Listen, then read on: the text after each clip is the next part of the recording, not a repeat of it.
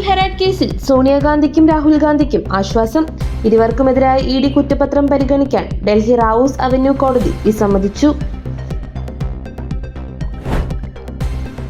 വയനാട് തുരങ്കപാത നിർമ്മാണം തുടരാൻ ഹൈക്കോടതിയുടെ അനുമതി. നിർമ്മാണം സ്റ്റേ ചെയ്യണമെന്നാവശ്യപ്പെട്ട് വയനാട് പ്രകൃതി സംരക്ഷണം സമർപ്പിച്ച ഹർജി ഡിവിഷൻ ബെഞ്ച് തള്ളി.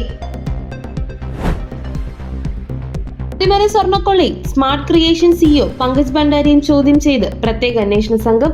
കേസുമായി ബന്ധപ്പെട്ട് ദേവസ്വം മുൻ ബോർഡ് അംഗങ്ങളിൽ നിന്ന് വീണ്ടും വിവരങ്ങൾ തേടും. സ്വർണ്ണക്കൊള്ളയിൽ രമേശ് ചെന്നിത്തലയുടെ മൊഴിയിൽ പരാമർശിക്കുന്ന വ്യവസായിയിൽ നിന്നും അന്വേഷണ സംഘം ഉടൻ വിവരങ്ങൾ തേടും. കേസിൽ മുൻ അഡ്മിനിസ്ട്രേറ്റീവ് ഓഫീസർ മുരാരി ബാബുവിന്റെ ജാമ്യാപേക്ഷയിൽ ഹൈക്കോടതി ഇന്ന് വിധി പറയും. ദേവസ്വം മുൻ പ്രസിഡന്റ് എൻ വാസുവിന്റെ ജാമ്യ ഹർജി പരിഗണിക്കുകയും ചെയ്യും. രാജ്യാന്തര ചലച്ചിത്രമേളയിൽ ഇന്നും പ്രതിസന്ധി തുടരും. 19 ചിത്രങ്ങളുടെ സെൻസർഷിപ്പ് വൈകുന്നു. 8 ചിത്രങ്ങളുടെ പ്രദർശനം മുടങ്ങിയേക്കും.